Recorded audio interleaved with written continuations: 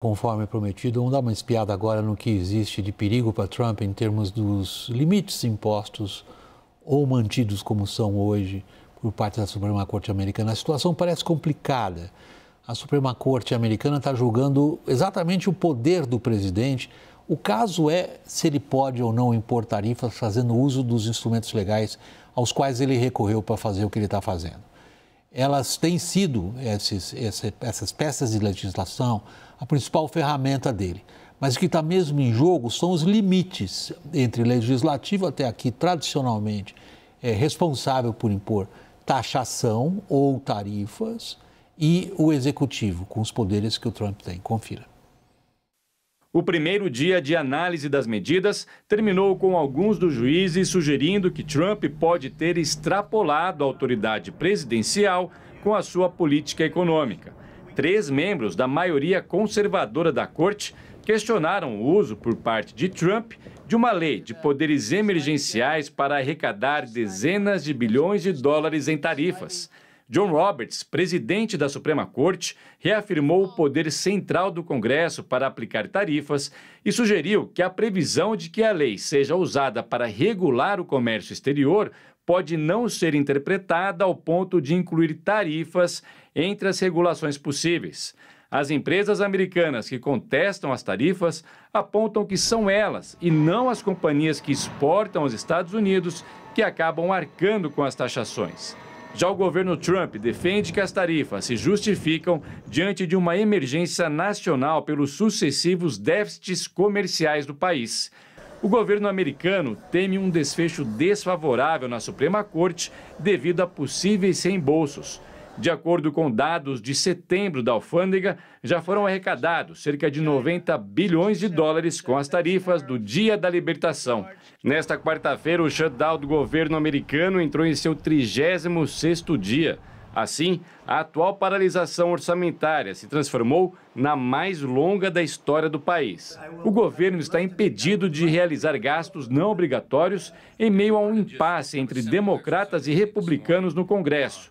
Benefícios, programas e serviços públicos federais estão sem verbas para serem continuados. E órgãos públicos, quando ainda operam, lidam com funcionários dispensados por falta de pagamento. Maurício, hoje os integrantes da Suprema Corte em Washington ouviram os argumentos de parte a parte.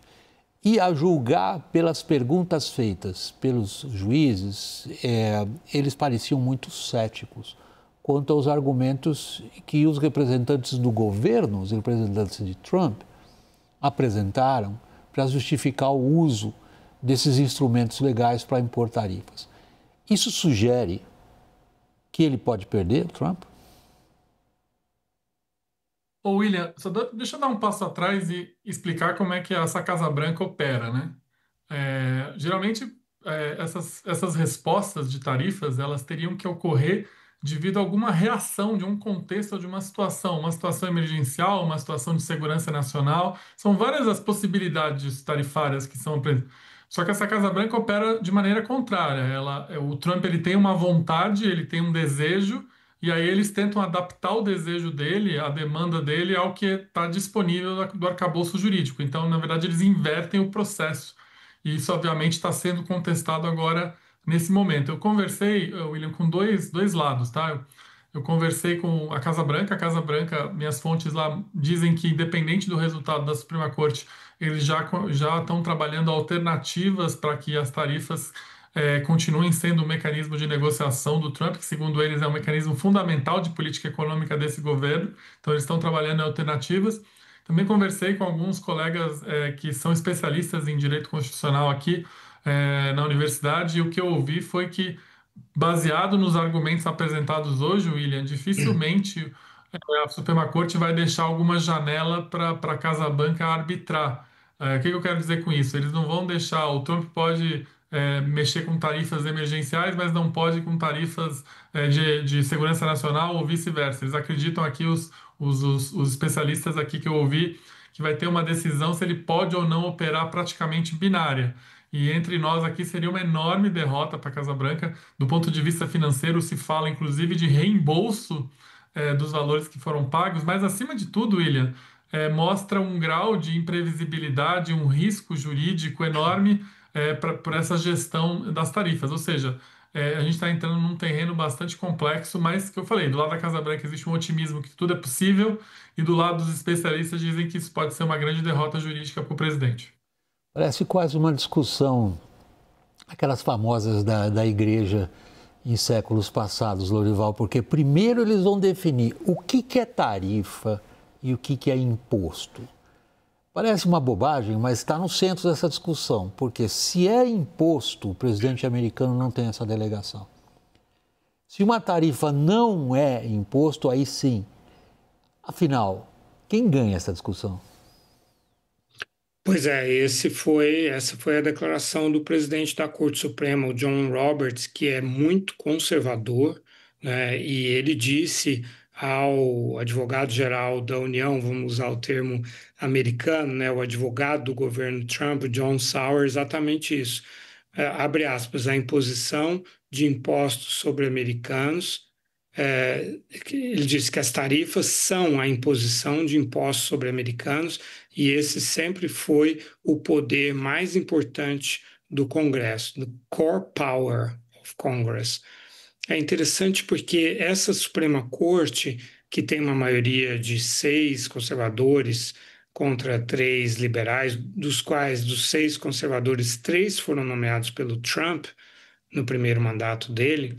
Essa Suprema Corte já deu vários ganhos de causa para o Trump em relação aos poderes presidenciais, às prerrogativas presidenciais, em temas tão diversos quanto a deportação de imigrantes, né, a detenção e deportação, a suspensão de programas de entrada de imigrantes por razões humanitárias, a demissão de funcionários federais, ou, por exemplo, o banimento, o expurgo de militares transgênero.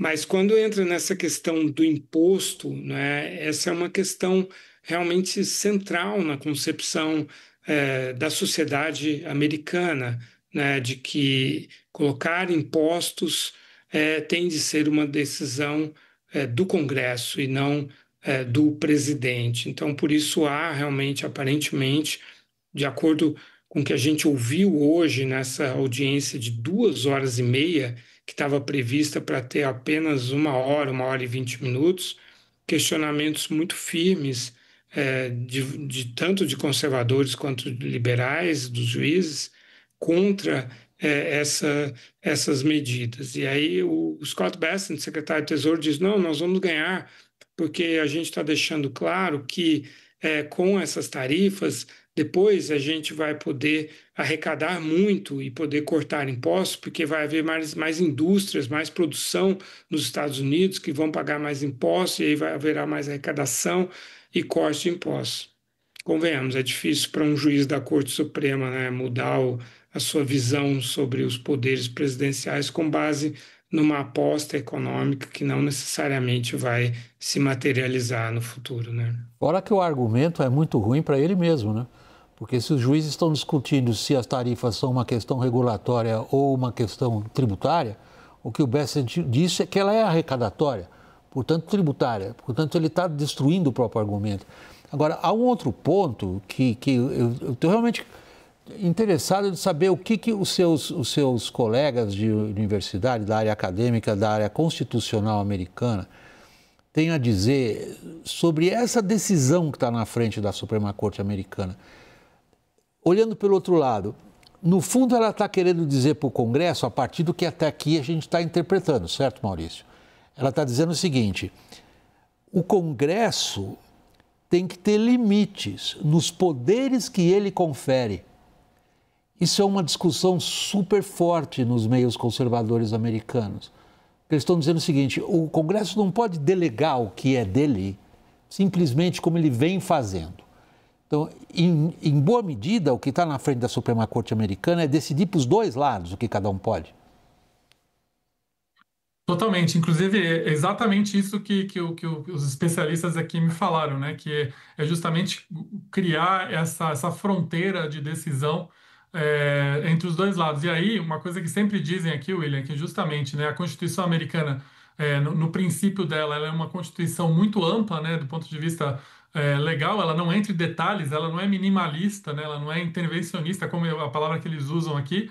Só que, por outro lado, ela deixa essas áreas cinzas, né, que estão, na verdade, agora sendo ocupadas por uma Casa Branca que é muito ativa do ponto de vista de governar baseado em ordens executivas, né, que seria uma medida provisória aí no Brasil. Então, isso é uma novidade, né? Assim, isso não era estabelecido na vírgula jurídica e agora vai passar a ser. A sensação aqui que eu ouço dos especialistas em legais aqui é que os juízes dessa Suprema Corte não vão, como eu falei anteriormente, eles não vão deixar uma coisa aberta, cinzenta. A expectativa agora dos especialistas é de uma decisão bastante concreta e bastante até binária em relação ao que é a atribuição do Congresso e o que é a atribuição do Donald Trump. E a gente vive um momento muito único, né? Inclusive inverso à realidade brasileira, né? A Casa Branca ganhando relevância, ocupando esses espaços, avançando no poder e o Congresso recuando. Por isso esse julgamento é muito importante, né? Por último, Lorival, aqui no Brasil a gente deveria torcer pelo quê, hein? A nossa situação também não é fácil. Se a gente pensar, vamos torcer para o Trump perder, porque aí caem as tarifas. A Corte Suprema lá diz o seguinte, não, você não pode fazer o que você fez. O Brasil foi citado hoje nessa audiência. A carta do Trump ao Lula dizendo, olha, eu vou botar tarifa em cima de você, porque você está perseguindo meu amigo Jair Bolsonaro, foi citada hoje nessa audiência como exemplo. Peraí, o que isso tem de emergência nacional? Agora, por outro lado, como o Maurício vem acentuando, e você também, Lorival, a Casa Branca está se armando com um monte de outras ferramentas para continuar essa guerra por outros meios? Exato, eles dizem, né, que tem várias outras formas de adotar tarifas, né? Agora, acho que uma decisão como essa da Suprema Corte, de um lado, vai causar uma corrida do governo Trump em busca de novas formas de arrecadação, né? Porque falam em 90 bilhões de dólares até o dia 23 de setembro. De lá para cá foi muito mais do que isso era uma bola de neve e o governo Trump estava esperando essa arrecadação. Ele falava em 1 trilhão de dólares até julho do ano que vem, para compensar os cortes de impostos que ele fez, né? Fez cortes de gastos também, mas fez muito mais cortes de impostos. Então há um certo desespero.